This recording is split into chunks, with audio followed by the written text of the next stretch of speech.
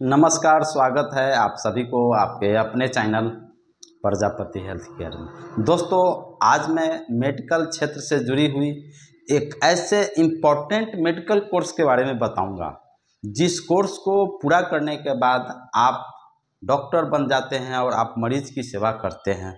हर लोगों की जीवन में कुछ करने की अपनी अपनी इच्छाएं होती है। जैसे किसी का इच्छा होता है इंजीनियर बनना, किसी का इच्छा होता है आईएएस बनना, आईपीएस बनना, और किसी की इच्छा होती है डॉक्टर बनना, मरीज की सेवा करना। तो यह कोई बुरी चीज़ नहीं है। ऐसे में वह ढूंढते रहते हैं कि कौन से ऐसे मेडिकल कोर्स करें और डॉक्टर बन के मरीज की सेवा करें, मरीज के इलाज करें। तो आइए हम जानते हैं उन कोर्स के बारे में जिस कोर्स को पूरा करने के बाद आप डॉक्टर बन जाते हैं। दोस्तों, आज मैं आपको बताऊंगा कि सीसीएच कोर्स के बारे में, कि सीसीएच कोर्स क्या है, इस कोर्स को कैसे करें, इस कोर्स को करने के लिए एज कितनी होनी चाहिए, कितने पैसे खर्च होते हैं, कौन कौन से सिलेबस है, इस कोर्स का उद्देश्य क्या है। चलिए जानते हैं स्टेप बाय स्टेप पूरी डिटेल से। दोस्तों, सीसीएच का मतलब होता है सर्टिफिकेट इन कम्युनिटी हेल्थ। यह कोर्स 6 मंथ से लेकर के 2 साल तक के कोर्स होता है और यह सर्टिफिकेट कोर्स होता है। ठीक है, इस कोर्स का जो ड्यूरेशन की हम लिखते हैं, बात करते हैं, तो यह 6 मंथ से लेकर के 2 साल तक के यह कोर्स कराए जाते हैं। यह डिपेंड करता है संस्था पर, यह डिपेंड करता है इंस्टीट्यूट्स पर। कहीं 1 साल कराए जाते हैं। दोस्तों, मैं बताऊंगा कि बिहार में माननीय मुख्यमंत्री नीतीश कुमार जी ने एक अच्छी पहल करके ग्रामीण चिकित्सकों को, बिहार के ग्रामीण चिकित्सकों को एनआईओएस और राज्य स्वास्थ्य समिति के संयुक्त तत्वाधान में जो सीसीएस कोर्स कराई है, उस कोर्स को आप कैसे पूरा करेंगे उस पर भी मैं आपको विस्तार से बताऊंगा। लेकिन यह आपको इसके बारे में अभी जो मैं बता रहा हूँ उसके बारे में ध्यान से ज़रूर देखें, सुने, ताकि आप अच्छे तरह से समझ पाएंगे, जान पाएंगे। तो इस कोर्स का उद्देश्य क्या है, सीसीएच कोर्स का उद्देश्य क्या है, सर्टिफिकेट कम्युनिटी हेल्थ का उद्देश्य क्या है। इसका उद्देश्य है कि गांव-गांव में, हर कम्युनिटी में, हर समुदाय में लोगों को आसानी से स्वास्थ्य सेवाओं का उपलब्धता कराना, आसानी से लोगों की स्वास्थ्य सेवा उपलब्ध हो सके, ताकि लोगों को ससमय प्राइमरी चिकित्सा हो सके, ससमय इलाज हो सके, जिससे कि उसकी जान बचाई जा सके। दोस्तों, आप सभी लोग जानते हैं कि जो एमबीबीएस डॉक्टर होते हैं वह खास करके गांव में जो हॉस्पिटल्स होते हैं सरकारी, उसमें वह रहना नहीं चाहते हैं, तो अपना ड्यूटी के दौरान अपना शहर चले जाते हैं। चूँकि यहाँ पूरी व्यवस्थाएं नहीं होती है, उस तरह से मैक्सिमम डॉक्टर आज भी गांव में रहना नहीं चाहते हैं और रहते नहीं हैं, वह शहर चल जाते हैं। ऐसे में जो सीसीएस कोर्स करने के बाद जब आप सीएचओ बनते हैं, कम्युनिटी हेल्थ ऑफिसर बनते हैं, उसी पर मैं बातें कर रहा हूँ। तो इस कोर्स को कराने का उद्देश्य मैंने आपको बतलाया कि लोगों में, कम्युनिटी में, गांव में लोगों की ससमय चिकित्सा उपलब्ध कराना, लोगों की स्वास्थ्य सेवाओं को उपलब्ध कराना, इसका मुख्य उद्देश्य होता है। इस सीसीएच कोर्स को करने के लिए शैक्षणिक योग्यता कितनी होनी चाहिए, इस कोर्स को कौन कर सकता है, क्या सभी लोग कर सकते हैं, क्या ग्रामीण चिकित्सक भी कर सकते हैं, तो ग्रामीण चिकित्सक करेंगे तो वो कहाँ से करेंगे, और जो कैंडिडेट है और जो स्टूडेंट्स है उनको कैसे करेंगे, उसको बताते हैं।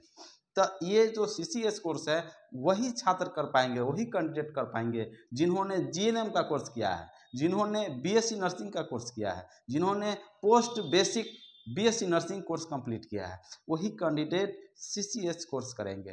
बाद बाकी एन अदर कोई भी कैंडिडेट, चाहे वो ग्रामीण चिकित्सक हो या फिर किसी भी तरह का ये हो, वह कोर्स नहीं कर पाएंगे। सिर्फ और सिर्फ ये कोर्स डिग्रीधारी ही सीसीएच कोर्स कर पाएंगे। ठीक है, क्योंकि इसका जॉब करियर बहुत आसान, बहुत अच्छे हैं, आसानी से जॉब मिलते हैं, बहुत इजी वे में आपको जॉब मिल जाता है, उस पर भी हम बताएंगे। इसकी एज कितनी होनी चाहिए, इस कोर्स को करने के लिए शैक्षणिक योग्यता कितनी होनी, एज कितनी होनी चाहिए, तो न्यूनतम एज 21 वर्ष होनी चाहिए। ठीक है, और अधिकतम एज 42 वर्ष होनी चाहिए, तभी आप सीसीएस कोर्स कर पाएंगे। सीसीएस कोर्स कहाँ से करें, आपके मनों में सवाल उठता होगा कि कहाँ से करें। तो मैं आपको बतला दूं, 3 ऐसे माध्यम बतलाऊंगा जहां से आप सीसीएस कोर्स कर पाएंगे, जिसमें पहला है और सबसे ज़्यादा और सबसे अधिक स्टूडेंट्स, कैंडिडेट, अभ्यर्थी वहीं से ज़्यादा करते हैं, वो है इग्नू। इग्नू का मतलब होता है कि वहाँ से जो है, इग्नू मतलब Indira Gandhi national open university, है ना, यहाँ से आप कर सकते हैं, क्योंकि यहाँ से जब कोर्स करते हैं आप, मैक्सिमम लड़के यहीं से कोर्स करते हैं। और दूसरा है प्राइवेट, मैं बतलाऊंगा इग्नू से कोर्स करने में कितने पैसे खर्च आएंगे, प्राइवेट से कोर्स करेंगे तो कितने खर्च आएंगे। और जो एक तीसरा है दोस्तों, NHM, नेशनल हेल्थ मिशन के तहत स्टेट हेल्थ डिपार्टमेंट से कोर्स करते हैं तो इसमें क्या खर्च आते हैं दोस्तों। नेशनल हेल्थ मिशन के तहत स्टेट हेल्थ डिपार्टमेंट से कोर्स करते हैं तो आपको फ्री में कोर्स कराए जाते हैं, यहाँ तक कि आपको स्टाइपेंड में मिलते हैं। चलिए हम जानते हैं CCS कोर्स करने में फ़ीस कितने लगेंगे। तो दोस्तों अभी मैंने बताया है, इग्नू से अगर आप करते हैं तो आपको 15,000 रुपये से 20,000 रुपये पूरी कोर्स को कंप्लीट करने में खर्च आते हैं इग्नू से, जो कि 90% बच्चे इग्नू से ही कोर्स करते हैं।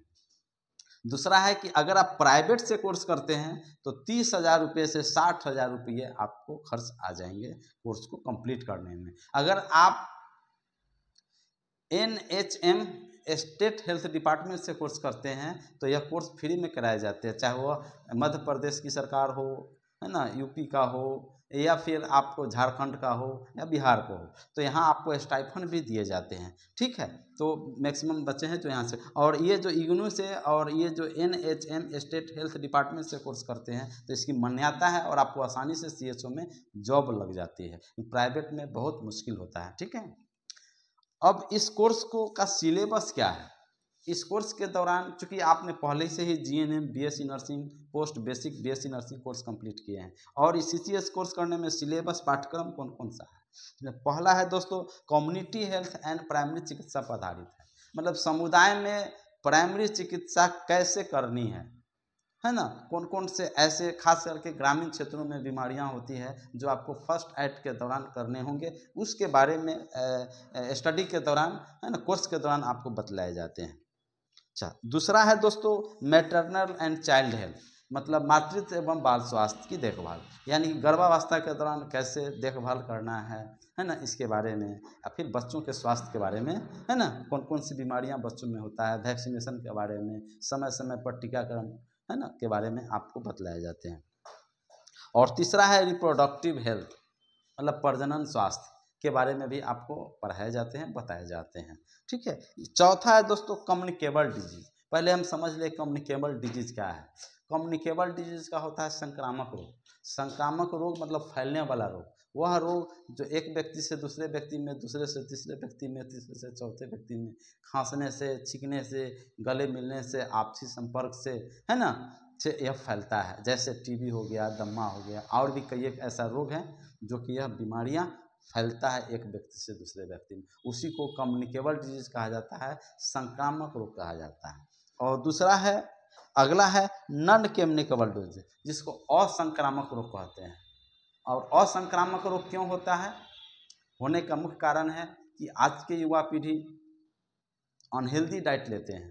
पहले देखिए क्या होता था कि 40 साल, 50 साल, 60 साल के बाद लोगों की डायबिटीज़ की समस्याएं आती थी, हाइपरटेंशन, उच्च रक्तचाप की समस्या आती थी, कोलेस्ट्रॉल लेवल बढ़ जाना समस्या आती थी, थायराइड होना, अर्थराइटिस होना, है ना, किडनी की बीमारी, लीवर की बीमारी, बहुत ऐसी बीमारियां हैं जो कि वह आपको अक्सर 40, 50, 60 साल के बाद आते थे। लेकिन आज के जो युवा पीढ़ी को कोई एज का सीमा नहीं है, किसी भी एज में किसी को भी कुछ भी बीमारी आसानी से हो जा रहे हैं।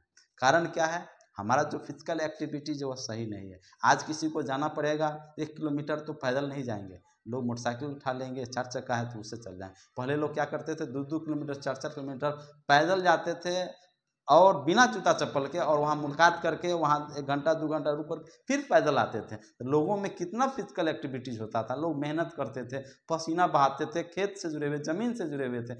आज लोगों को देखिए, बहुत सारे ऐसे परिवार हैं जहाँ पर आपको कभी चप्पल उतारते नहीं है, कभी जूता उतारते नहीं, सिर्फ सोने के समय या सुबह में पहनते हैं, स्नान करने के बाद पहनते, तो दिन भर रहता है। यानी कि लोगों की जो शारीरिक गतिविधिज है, शरीर की जो एक्टिविटीज़ है, वह बिल्कुल स्टॉप हो जाता है। कारण क्या है कि लोगों की अत्यधिक व्यस्तता, लंबे समय से मोबाइल से, लैपटॉप से, स्क्रीन से जुड़े रहना, यह सभी अनहेल्दी में आता है। अभी जो युवा हैं, जो ज़्यादातर देखेंगे कि घर में जो खाना बनता है वह खाना कम खाना पसंद करते हैं, और ज़्यादातर जो चौक चट्टी के जो सामानें हैं, जैसे burger, pizza, momos, junk food, fast food, red meat, chicken, ice cream, cold drinks, packings item जैसे कुरकुरे हो गया, चिप्स हो गया, उसके बाद फ्रिज का आइटम, मैदा की बनी हुई आइटम, न जाने केक, न जाने कई एक ऐसे डाइट हैं जो कि अनहेल्दी डाइट में गिनती आते हैं,